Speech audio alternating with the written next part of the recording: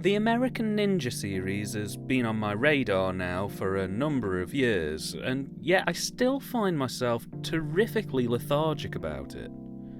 I'm not entirely sure why, in honesty. The films I've seen so far haven't been objectively awful. They've maybe dragged a little at times, but on the whole, every one of these films that I've seen, I've come away with a positive vibe about them. Hell, 2 years ago now I reviewed The American Ninja 2 on this very channel. And from what I can recall, even now I remember it somewhat fondly. And yet, the Blu-ray release of this film has sat on my shelf for nearly 2 years now, gathering dust while I worked up the volition to watch the third one. And it was only a short time ago that I finally built up that volition. Will The American Ninja 3 live up to its two predecessors? Well, sort of. Sort of is the only answer I can really give you. This was a struggling production right out of the gate. Not only were they working with a somewhat reduced budget, they also had to deal with the absence of their big star.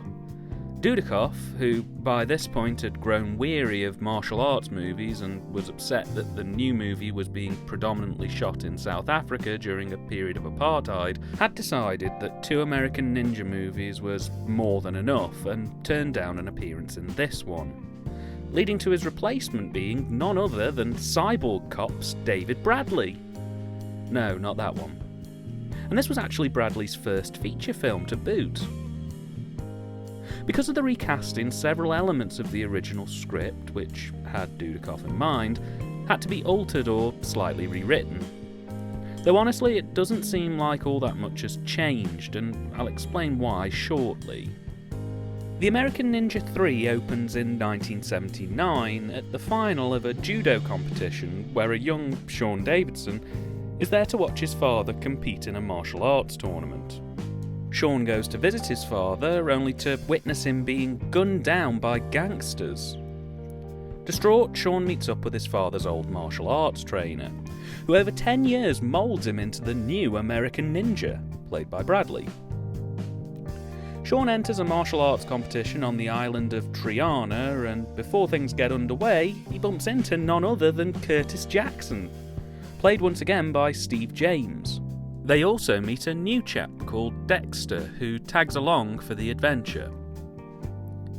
It's quickly revealed that the gangsters who killed Sean's father are the very same hosting the martial arts tournament, in an attempt to find the world's strongest fighter, with the aim of infecting them with a newly created virus to kill the world's strongest fighter, and therefore prove the point that their virus is the most powerfully developed one in modern history, with the aim of selling it for massive profit to terrorists and ruthless governments. The gangsters here are aided by Chan Li, a powerful lady ninja and her army of super ninjas who've been beefed up using the gangsters' secret hobo herbs and spices.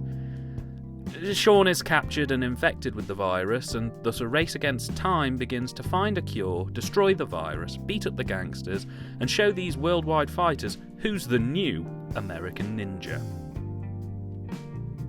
My biggest problem with this film, right off the bat, is that it's just too similar to The American Ninja 2.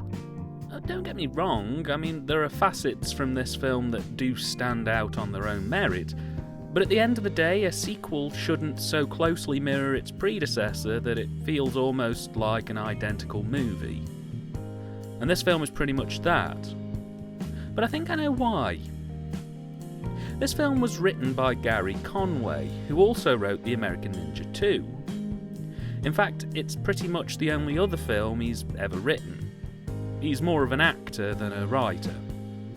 So I genuinely think he wasn't expecting to be asked back to write the sequel.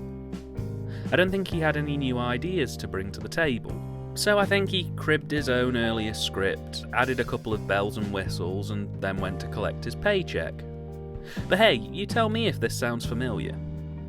Both films feature our main characters going to a tropical island to some form of work-related getaway, only for them to be thrown into a game of espionage where they have to fight super ninjas. They find out that there's a secret ninja science compound that's messing with biohazardous materials, and both movies feature a climactic race against time to stop these biohazards before they get out of control.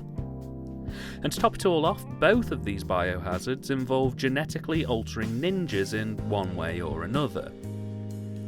In fact, literally the only difference here is that our main character Sean gets poisoned in the third act, and that Chanley is a bit more of a deeper character than most of the ones to feature in the previous American Ninja movies.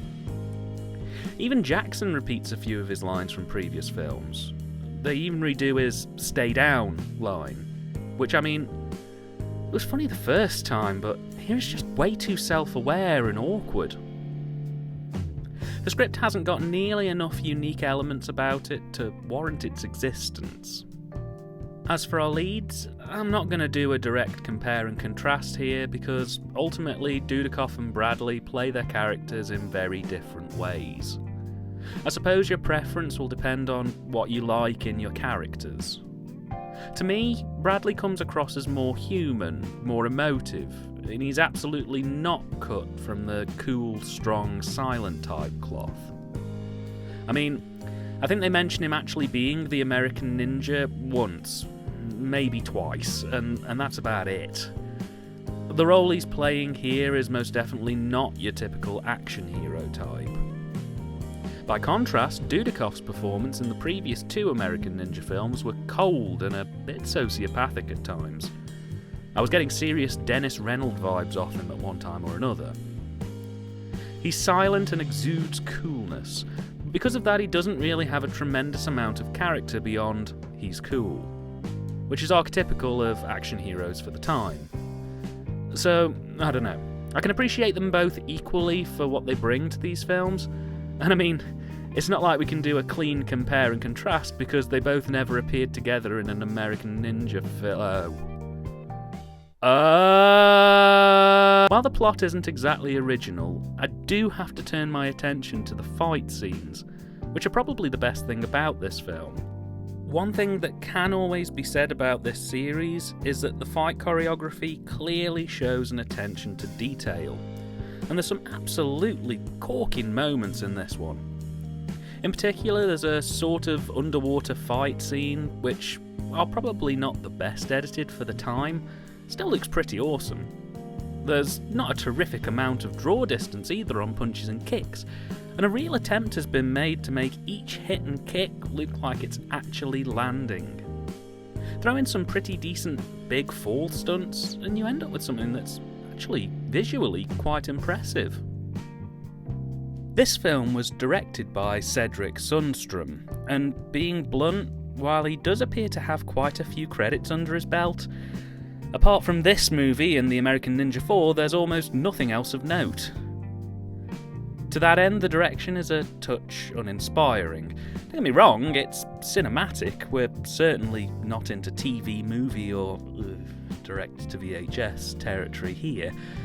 But the cast do seem a little bit lost at times. With the exception of Steve James, who seemed quite an enigmatic sort as a person anyway. He probably could have carried a lot of this by himself without direction. So yeah, the cast for the most part sort of seem to be winging it. The cinematography doesn't really fare much better either, really. With the exception of a handful of shots, there's a few really nice sunset sequences and the aforementioned underwater sequences. It's all quite flat. There's no real depth of field, no real attention to focus within a shot, the composition's just sort of everywhere. I think with a bit of a firmer hand and a clearer vision from a direction standpoint, this film probably could have been much better than it ended up. Unfortunately, as it stands, it's a bit lifeless. Window dressing cinema, really. I also have some reservations about the editing of this film. While, for the most part, it's pretty much fine, there are a few moments where cuts are either too soon or too late, making the corresponding match cuts just seem a little bit off. And not helping matters, it feels like there are crucial moments in this film missing. Like how exactly Sean and Jackson know each other. I mean, they just sort of meet and immediately know each other, with no backstory as to how they actually know each other. how they met, or even what their relation is. I mean, Sean's been in training for 10 years with a ninja master in Los Angeles. How has he met an army soldier who was stationed in a different part of the country entirely? I also can't let this film go without mentioning the absolutely atrocious ADR. It's everywhere in this film, absolutely everywhere, and it's just really awfully implemented. ADR is supposed to be used sparingly to help smooth over maybe a rough line delivery or an issue on the recording. But here, entire scenes are ADR'd with no post-production work done to the dialogue, barring minor tweaks. There's an entire sequence set around some gliders that's entirely ADR'd, but there's no processing really on it, so it sounds very much out of place. And that's before we get onto the plot hole about how 3 people who didn't come here planning to overthrow an evil set of gangsters and scientists have managed to come across the possession of several trucks, weapons and gliders at a moment's notice. The worst example is in the opening sequence, in which young Sean and his friend or brother, which again isn't made all that clear, are chatting, and they've both clearly been redubbed by different actors, both of whom are clearly 30-year-olds trying to sound like 10-year-olds. It's just really bizarre and totally throws you out of the experience. The soundtrack's also about as good as this film could get. It's maybe a touch generic at times, but there are a couple of tunes in the mix that stand out. It has a very distinct 80s vibe about it. In all honesty, I'd hold it to the standard of the second American Ninja film. It's good, it's just not brilliant. The American Ninja 3 was released by 88 Films on Blu-ray as part of a 4-disc collection in 2015. Having done some further research on this series since my first review, I now also believe that this is the first time that any of the American Ninja sequels have been released in the UK uncut and as originally titled in the US. You see, in the UK, these films were called American Warrior instead of American Ninja. This would be in line with the BBFC's crazy concern that the UK was one ninja movie away from being turned into Mad Max Ninja Dome. The print quality here isn't brilliant. There's a lot of dirt and scratches on the print, and there's quite a noticeable step down in terms of picture quality restoration between Ninja 2 and 3. This one's also very light on the ground with extras. Barring a trailer, there's pretty much nothing, which leads ultimately to a quite disappointing package overall, really, for this one. Ultimately, the American Ninja 3 is just a bit unremarkable. I was clock watching by around the 50-minute mark, and similarities to the American Ninja 2 meant that I just can't really say that this one's worth checking out. What I will say is that if you haven't seen American Ninja 2 though, you now have the choice of whether you want to watch the film with a cool, cold, silent type, or an emotive, warm, more human character. I think honestly, I'd probably choose Ninja 2 over this one, but that's purely because Ninja 2 has ever so slightly better direction and reduced ADR. Also, I do feel that Dudikoff and James appear to have a better on-screen chemistry. This film's ultimately just a bit of a mess, but reasonable choreography, some ridiculous plot twists, and some decent writing elements in the script were able to keep me on board till the end credits. Just. If you like the first 2 American Ninja films, this is more of the same, which in many ways is the problem.